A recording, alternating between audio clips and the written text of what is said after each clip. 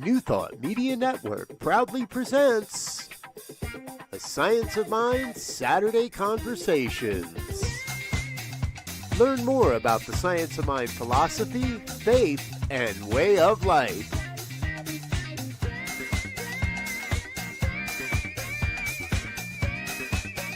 Join our team of experts for a weekly deep dive discussion.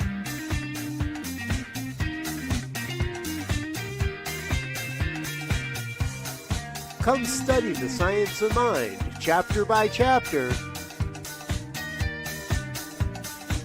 and resources from the Science of Mind archives. Plan to join us every Saturday, 9 a.m.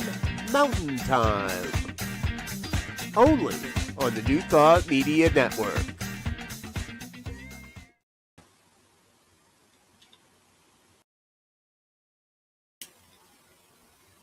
Good morning, everybody, and welcome to Saturday morning Science of Mind conversation series.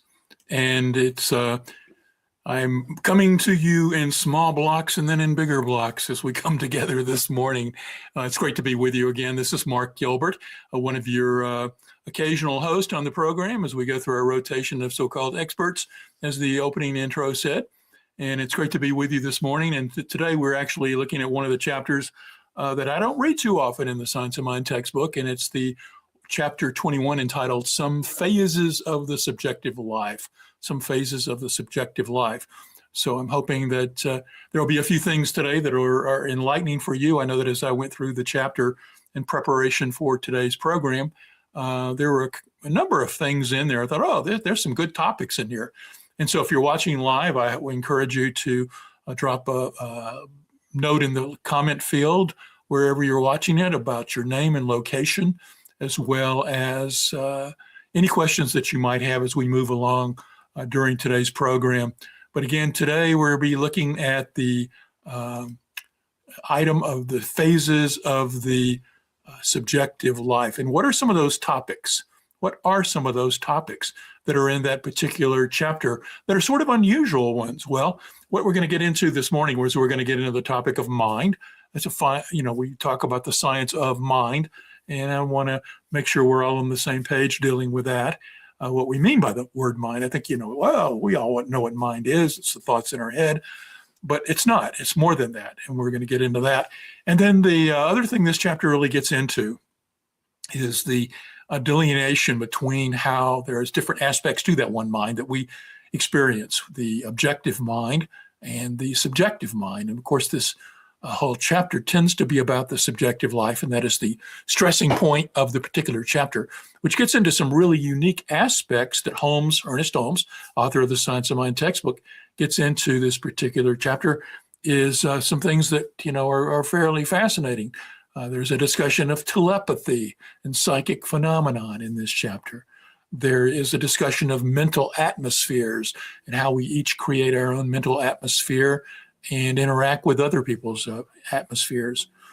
He talks about how we're all psychic, that we all have psychic abilities and what that means. And he also has a little bit, which we'll get into towards the end, about, continuity of life after our physical deaths and his belief that we do and why he believes that we do. So again, I encourage you that if you're watching live and joining us live, I hope that you will drop a note in the comment field in whatever format that you're watching this. If you're watching it on YouTube, Facebook, etc., be sure to put a comment in there and it will show up for me. Let me know who you are and where you are. So put your name and your location, at least that, to give me some feedback on who's watching, and I'll try to acknowledge you in a few minutes. Also, along the way, as we go through this conversation this morning, I'm hoping that you will have questions and comments for me. So if there's something I say that you're not clear about, be sure to leave a comment asking me a question. Or if you want to push back on something I say, I'd love to get into a dialogue with you. I know many of you watch this on the recording afterwards, and of course, all of that's not pertinent for you. So I hope that the dialogue that we do have with anybody watching live is valuable for you as you watch this program, as we discuss some phases of the subjective life. So how are we going to go about that this morning? I've prepared and pulled from this particular chapter 21 some various quotes that I thought stood out and really made sense of the chapter, that highlighted some points I thought we could really discuss and get into. And I can certainly elaborate on them and give you my interpretation and take on them as we share the quotes. Before we get into the first quotes, though, I do want to come back and talk about the topic of mind. Mind. And this is a morning conversation, and so we're still kicking in with our morning caffeine and drinking some nice black tea here and soothing my throat and making sure the words can flow for you. So anyway, again, Mark Gilbert here with you to discuss chapter 21 of The Science of Mind, textbook by Ernest Holmes.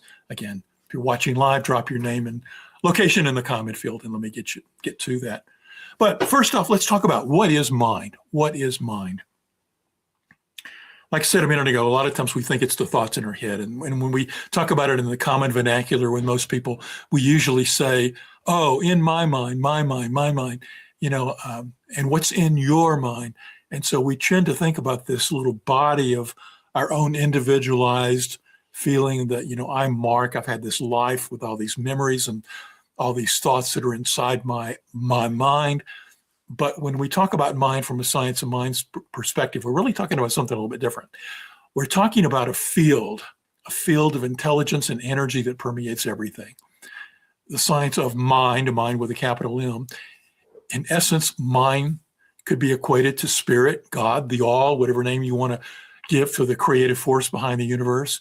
Science of mind teaches that mind is an aspect of and synonymous with God or spirit. And so the all, the thing itself, as Ernest Holmes liked to say, is this thing that permeates the world of form, that which we live and move and have our being, but it also transcends the world of form and exists in a energetic and states that transcend up to levels of spirit. We might think of it as a kind of everything is an ocean that is mind, and that we have our individual pockets of mind located within us, that we're individualized expressions in the one mind, but we're floating in that ocean of mind energy. And so what we can do is, as we move through our lives, instead of saying, oh, I've got this mind that's individualized to me and you've got your mind that's separate from me, is to shift that awareness into a perspective that sees that we are using the same mind. And that is constantly reinforced throughout the textbook, is to get anchored into our awareness that mind is an energetic field that we're all sharing in and that we all have use of. And so to that entity, to that point, we now get into consideration of what he means by aspects of mind. And here's our first quote I want to get to. He says that we don't have two minds, but we have a dual aspect of mentality in what we call the objective and subjective states of consciousness. What does that mean? Again, we are swimming and moving and having our being in an ocean of mind, big M mind, but we experience that mind in two ways. We experience it through an objective consciousness and a subjective state. The objective is the part that we're aware of when we can think about ourselves and think about our thoughts. We're talking about that objective aspect of mind where we think we're unique and different from everybody, and we've got our histories and our stories and so forth. There's that aspect of objective mind, is where we see and feel ourselves as having an objective experience.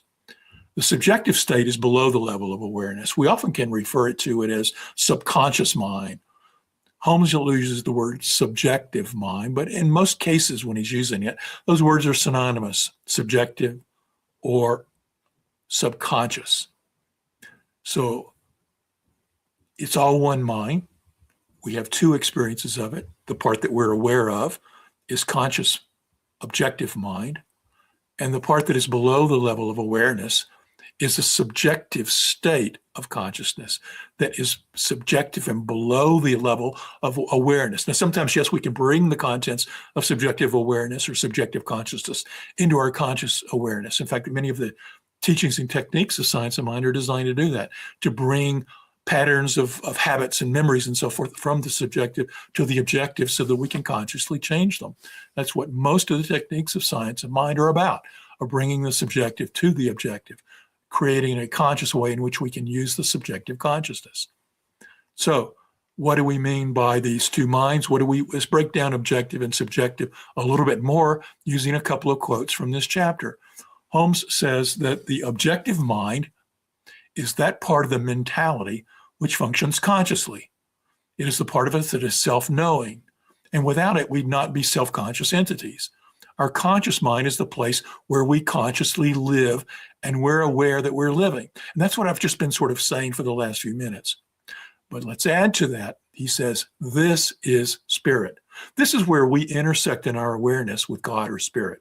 When we have our conscious awareness, we are aware of and can taste and touch and know and direct and have an experience of spirit through our conscious awareness. So when we're using our conscious thinking, we're actually using an aspect that is closely aligned with spirit, God, the all. It's where we experience it directly. But we know it as our own stories, our own consciousness, and what we often refer to as our mind. But that is our objective mind. All right, moving on. Holmes also says that our subjective mind is our mental emanation in universal subjectivity. It's our individual use of mental law.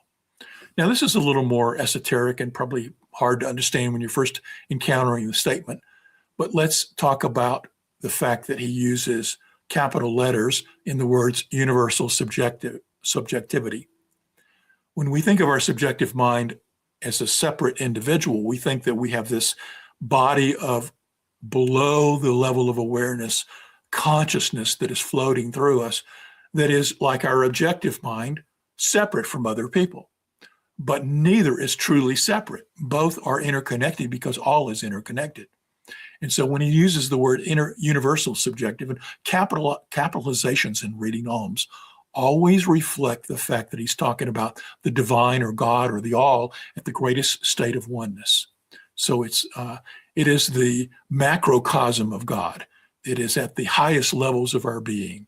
It is in the realm of spirit. If we want to look at it, that we are spirit, mind, and body, that we're spiritual beings that are all interconnected in a non-material aspect, but that we're moving through a material world through our material interactions as this mind-body Mark and mind-body you, then we tend to look at ourselves as individuals. But he wants us to see that the subjective, below the level of awareness, consciousness or use of mind is universal, that we are tapping into that ocean of oneness, and that what we think is our subjective minds within us as individuals is really a flow of energy and information with everything, with the all. So we're swimming in that ocean, and our subjective states meld and flow and interact with the subjective states of the all. So subjective mind is our mental emanation. It emanates from us. It comes from us into this universal subjectivity. And it's our individual use, the fact that we can individually use this law. What do we mean? He's equating law here with that flow of subjective energy or subjective mind with the oneness that is. But it's the action that acts upon conscious thoughts. So conscious thoughts are acted by the subjective mind to create our experience of this manifest world. So when he refers to law, it's about the law that acts upon thoughts to create our experience here in the world of form. Next quote. The reason we have a subjective mind is that subjectivity existed in the universe prior to our use of it and where we use it.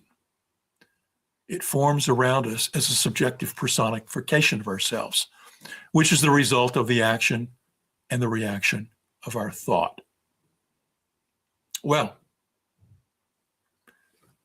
let's break this one down. Again, capital S subjectivity is the collective subjectivity. It wants us to reflect upon the fact that we're thinking in an ocean of oneness at the subjective level, below the level of awareness. The reason we have a subjective, that we have a subjective mind, that we have this subjective aspect within us, is that the collective subjectivity existed in the universe before we did, before we came into being as this forms as these individual humans. And where we use it, where we tap into it and consciously and many times unconsciously use it, it forms around us a subjective personification of ourselves. So we've created sort of an energetic body within us or around us at the subjective level, which is created by our thoughts. It's the result of the action and the reaction of our thought, by our consciously thinking and unconsciously thinking through this mental law, and it's creating a sort of not only our manifest world and all the things we experience in the physical world and physical realm, it's also creating around us an energetic form of an individualized aspect of ourselves in the subjectivity. I know this is complex, but the more, if you can think on this, just got to remember, objective mind is where we think. Subjective mind is below the level of our awareness.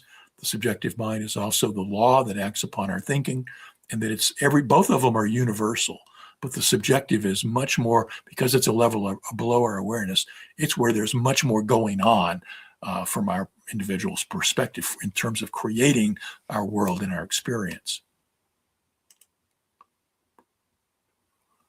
Moving on, the subjective mind is the seat of memory and contains a remembrance of everything that's ever happened to the outer man. It also contains the family and race characteristics. It contains these memories in a certain sense as mental pictures. Now, what's confusing when you first come to the science of mind is that you want to say subjective mind is the law that acts upon our thinking, but it's also a repository that keeps all of the memory of our individual thoughts, feelings, anything we've ever thought about. It's in there as a record. It's in there as a sort of record. You know, many people refer to the esoteric Akashic records. In a sense, it's the same thing. It's a mental record of everything ever thought by everyone.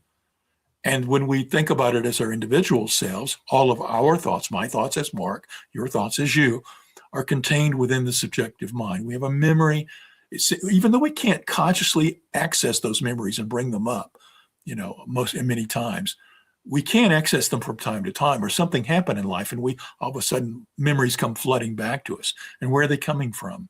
They're coming from this subjective mind, this subjective flow. Again, mind is not our brains. I guess I should stress that. Our brains are a tool, like a radio receiver, for picking up signals from objective mind, from mind, big mind. And big mind has two ways in which it expresses: objectively, where we know it, can sense it in our awareness, and below the level of awareness. Below the level of awareness, it's an action part that acts upon our laws, but it's also this repository of thoughts, our individualized thoughts or our personal memories, but also they're the memories of everyone else. And this is what Jung also referred to as the collective unconscious, that there is a collective unconscious that we all are swimming in as well. And we are not always aware of the thoughts and impact upon us by the thoughts of everyone else. So when Ernest Holmes writes about contains the memories of everything that's ever happened, contains the family and race characteristics, the human family, the human race is what he is talking about there. Not race in the way we use it in the modern term of, different human races. We are all one race as humans in this level. We're all contributing to and tapping into and affected by the collective consciousness of all thoughts of every person everywhere. That's what he's getting at. And this subjective mind retains these memories. It contains them as mental pictures. I think I have another quote on that. The subjective mind might be compared to a picture gallery upon whose walls are hung the pictures of all the people whom the individual has ever known and all the incidents which he has ever experienced.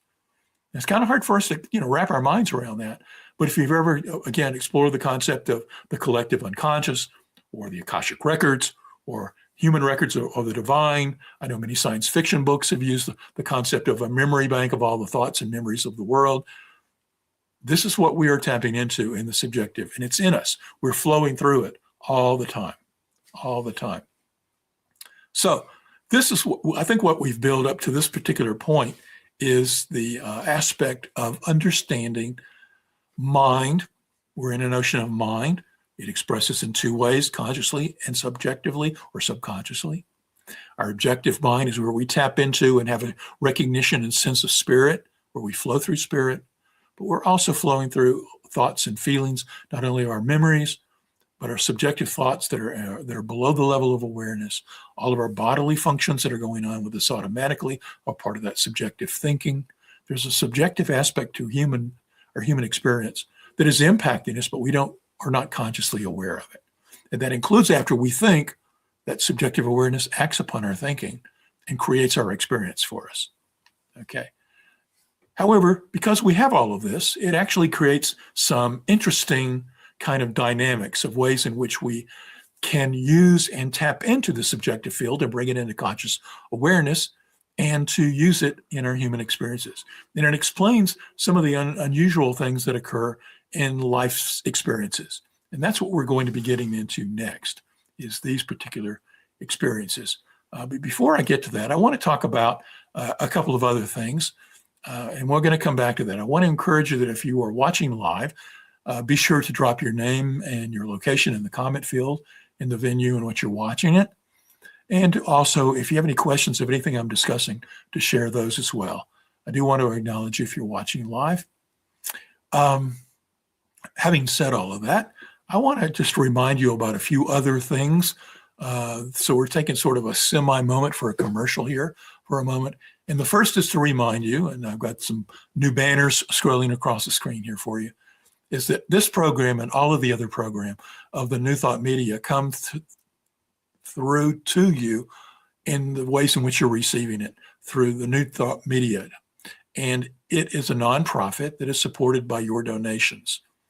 If you would like to support this program and all the other programming that comes to you through the New Thought Media Network, you can go to their website, ntmedia.org, and click on the button for donate.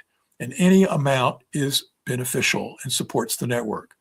Wonderful if you can, donate vast amounts of money, but $1, $5, whatever you can afford, be sure to support the network. If you're benefiting from this program or any of the programs that you receive through the New Thought Media Network resources, please donate to them and support them. That's message number one. Next thing I want to mention to you is that if you enjoy my programming, if you enjoy when I come on and host here, I want to mention of a couple other ways in which you can tap into content that I am providing. First off, I want to encourage you to go to my website, which is consciousbridge.com, consciousbridge.com. There you'll find my writings, my blogs, links to all of my videos. I have an YouTube channel, and there's also a link there where you can sign up for my newsletter, which comes out periodically giving you information on things that I'm doing. So it's a repository of writings and videos going back for, 16 years now.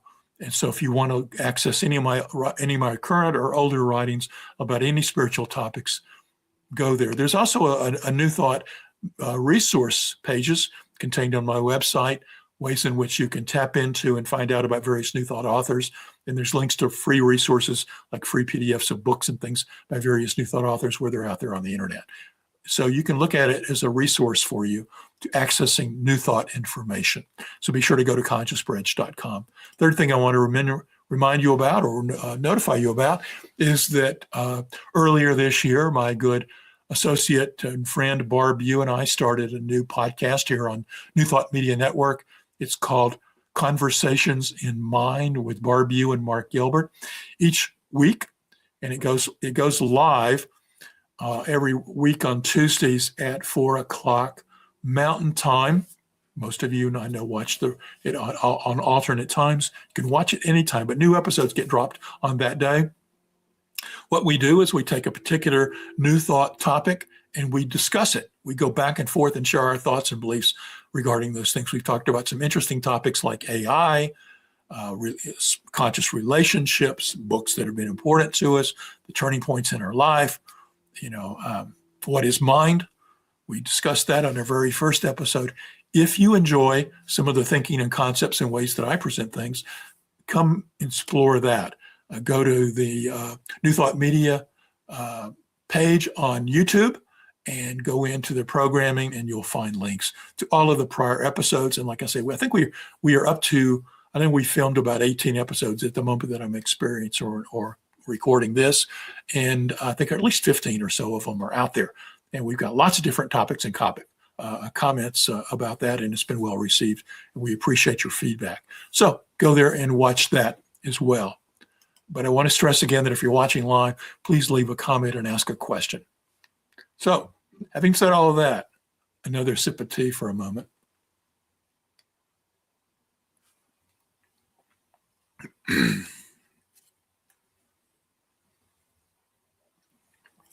I do appreciate you listening in and tapping into this program, whether you're watching it live or you're watching on the recording. I do know that the vast majority of people who watch these shows do watch them after the fact. And that way you can stop and back up and go, what the heck was he talking about? Well, we're going to shift here. We're going to shift here and talk about a few fun topics in our final minutes here. And these are some topics that once you understand mind, big mind, and it's two ways in which we experience it, consciously and subjectively, and that the subjective is a repository of memories. It's a repository of the collective consciousness, or race consciousness is how Holmes phrased it. And it's also the law that acts upon our thinking. It's the active part of spirit, where spirit takes conscious thinking and acts upon it or moves it, its spirit in action. Then you can start wondering about some of the different things that are not necessarily explained by science. And they're also so oftentimes and frequently discounted by science as being real, because material science tends to teach that consciousness is not at this field of energy that's in everything, that's the ocean or ground of all being, like we teach in Science of Mind. Material science says everything is physical, and that the physical bodies and our evolution and the creation of the neurons of a uniqueness of the human brain has given rise to conscious awareness. So they see consciousness as limited to our heads. They're limited to the individual person. It's not an ocean of connectedness. And when you have that sort of individualized materialistic aspect, it says, well, there's certain things that just can't happen. And psychic phenomenon and things such as mental atmospheres and so on, and life after death, it makes them impossible, because the various model that's taught in materialistic science, that consciousness comes up through a physical evolution, and conscious experience is anchored in solely in our physical heads, in our brains. If that's your belief system, you want to naturally discount anything that allows my mind to communicate with other minds or impact other minds. We see ourselves in a materialistic standpoint as being separate entities standing alone and apart from everyone else. And there is no material interaction. But you have to flip that. And that's what Science of Mind does, is flips it and says, no, material aspects are not all the ground of all being. Consciousness, intelligence, God, spirit, mind. Mind with a capital M is the ground of all being. Consciousness with a capital C is the ground of all being. We're in that ocean of mind. You have to make that mental shift. And when you do, certain topics all of a sudden become sort of automatic. And one of those is the fact that we create and live in mental atmospheres. Here's a quote that gets to that particular aspect of life, that each person has a mental atmosphere, which is a result of all he has thought, said and done, and consciously or unconsciously perceived. Again, like we were talking about before the little commercial, is that the subjective awareness contains all of our thinking. And all of our thinking flavors a mental atmosphere that we walk around with. You can think of like Pigpen and the Peanuts cartoon, where he always had like a little cloud around him. We're actually walking around with an energetic cloud around us as well. That is a mental atmosphere. Think about the fact that when you get on Zoom and you interact with people, that's one way of interacting, but you don't feel the other person quite at the level you do when you're in the room with them.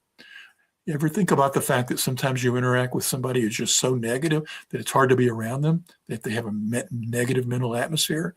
Or around somebody who is so positive and so uplifting and so full of love that you just love being around them. There's an energetic feel to them. Every person has an energetic feel to them. And you should ask, I understand that. I feel it and know it and identify that at times. And how can I create a better, more positive mental atmosphere for myself?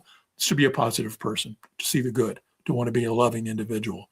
And in doing that, we can consciously create a better mental atmosphere for ourselves through our thinking, recognizing that everything we say and do and all our thoughts, consciously and unconsciously perceived, are contributing to a mental atmosphere. Okay, a lot of words on this slide, but let's go through them. The main fact to emphasize is that mental telepathy, now shifting topics, by the way, we're shifting from the fact that we walk around and create these mental atmospheres and live in them, to thinking about the subjective as an aspect of how telepathy works. Okay? The main fact to emphasize is that mental telepathy would not be possible unless there were a medium through which it could operate. This medium is a universal mind.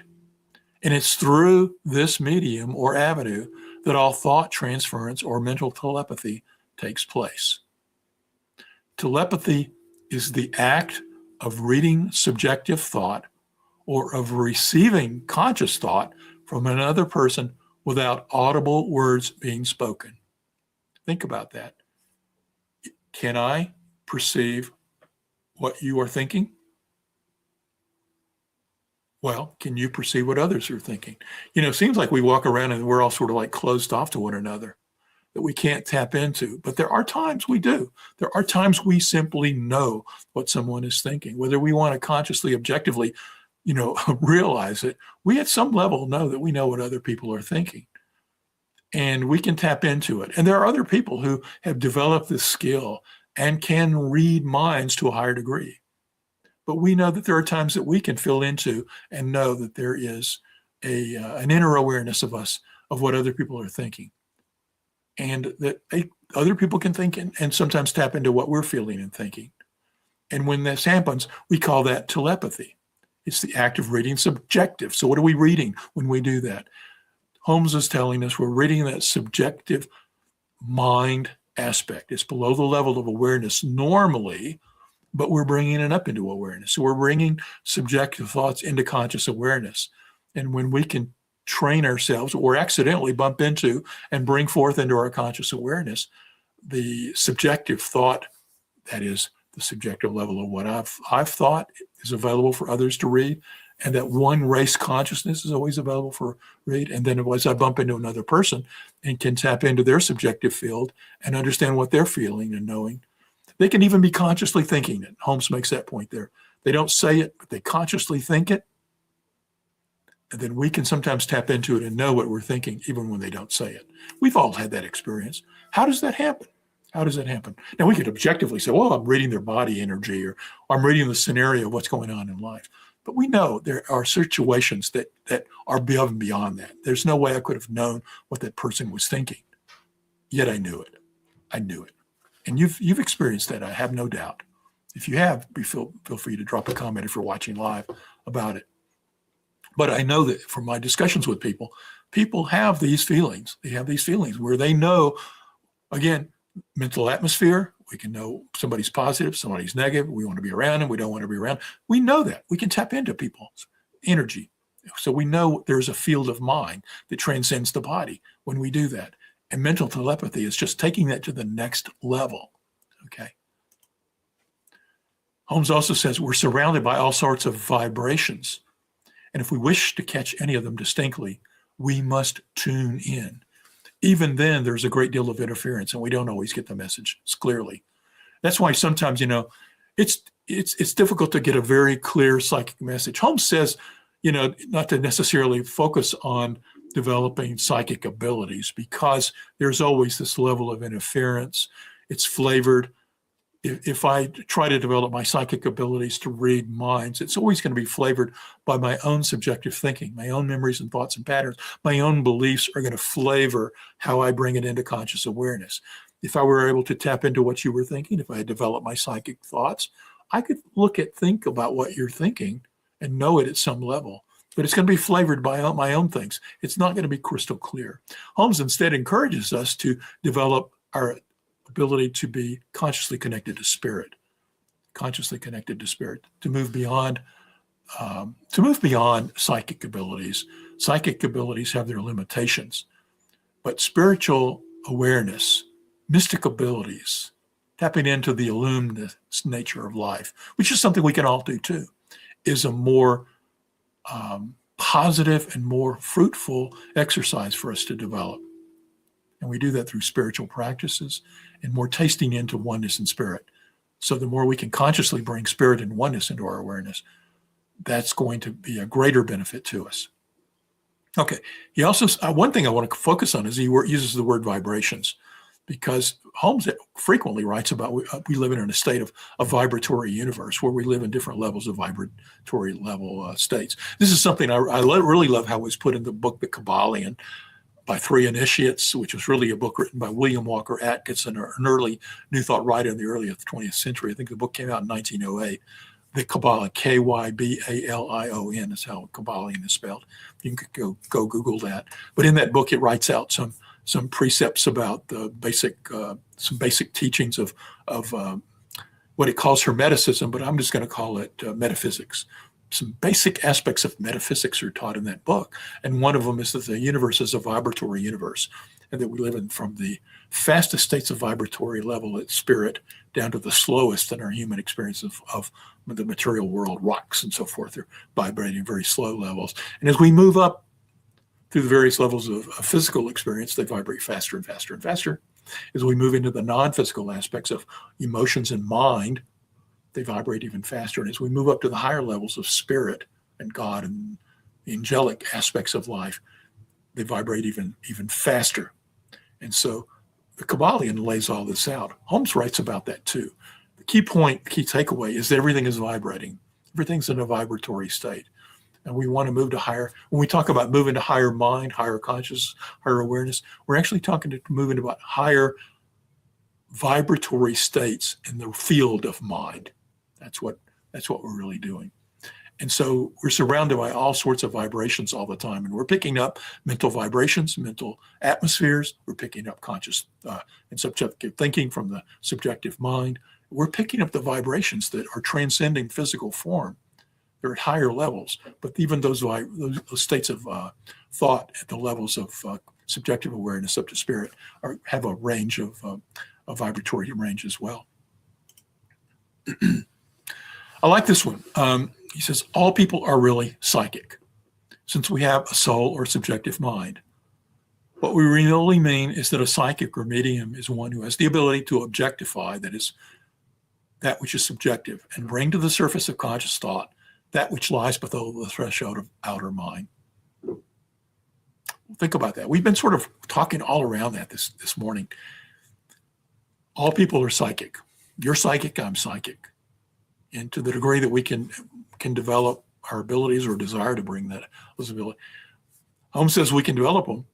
We can be more psychic, but it's a limited path. He calls us to develop our spiritual awareness rather than our psychic abilities. And again, I made that point a moment ago. But what are we doing when we're developing our psychic abilities? We're developing our ability to tap into the subjective mind, that universal subjective where all of the race consciousness, the collective consciousness lies, where all of our thoughts lie, where all of the thoughts of every person we meet lie. And if we can bring that up to the surface and tap into it, then it is an ability that we can develop. Okay. And we know that we have it because of the occurrences that we receive all the time in life of, tasting somebody's mental atmosphere, tasting somebody's thoughts and knowing what they're thinking and on occasion. There's also aspects of our intuition and abilities to tap into thoughts and information which lead above the subjective and can be leading up into the spiritual realms. But whenever we tap into the subjective and bring it up into our individual awareness, as a psychic is bringing the subjective into the objective mind, is that we are becoming aware of what's normally not known. We're bringing out of subjective into the objective mind. It's interesting. There's a book by a woman who works for the Institute of Noetic Sciences. This book came out a couple of years ago. It was called The Science of Channeling. You can go seek it out there on the internet by Googling that, The Science of Channeling. How she liked to put it is that channeling and all of this kind of development of exploring hunches and intuition, et cetera, are like on a continuum, that we all have some aspect, we can all channel. And channeling is how she described it, works along a continuum as well. From the lowest level being we're following hunches, maybe touching into somebody's mental atmosphere, maybe thinking we know what other people are thinking in random moments, to a developed skill, which links to telepathy and other psychic phenomenon that we can develop. All the way up to the other end of her spectrum was what we call trance channeling. Now, when we use the term channeling, many of us like to say, oh, it's when somebody gives their body over to some other entity who's speaking through them. That's trance channeling. And that level is, in her mind, is just one end of a spectrum of psychic abilities that we can all tap into. And if you want to develop that skill, she teaches some techniques of ways to develop trance channeling abilities. But it's something we all have access to. And why is that? Because we're all tapping into the subjective mind field. Okay. Each person in its objective state is a distinct and individualized center in universal mind. But in his subjective state, in his stream of consciousness, or at his rate of vibration, each is universal because of the indivisibility of mind. Mind cannot be divided. Mind is one unity. It's not uniform in its expressions. That's why we often teach unity does not mean uniformity, but we are unified in our use of one mind.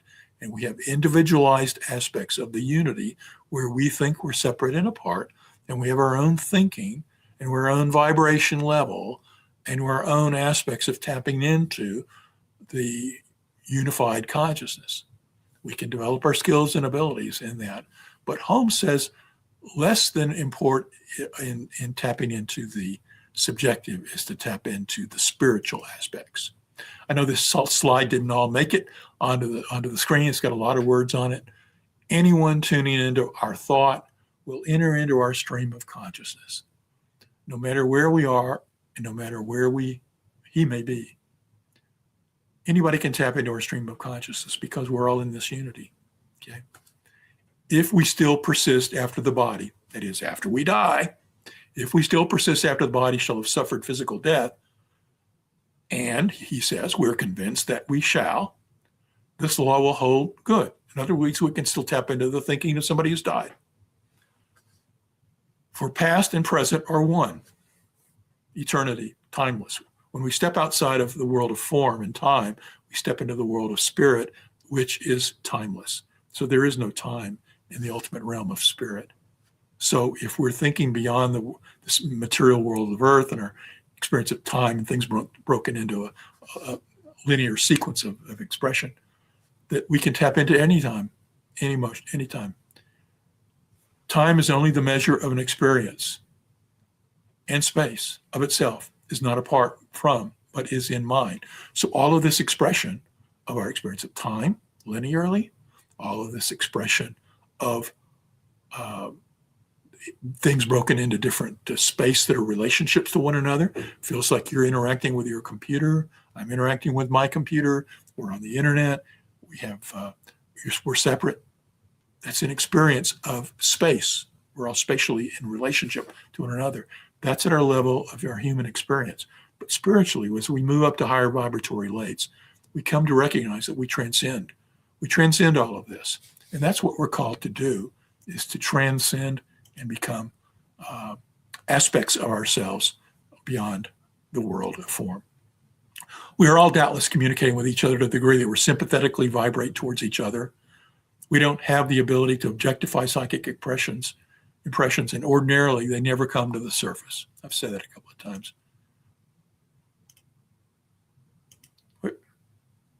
So keep in mind that we're always communicating with one another, whether it's verbally or beyond the verbal realm.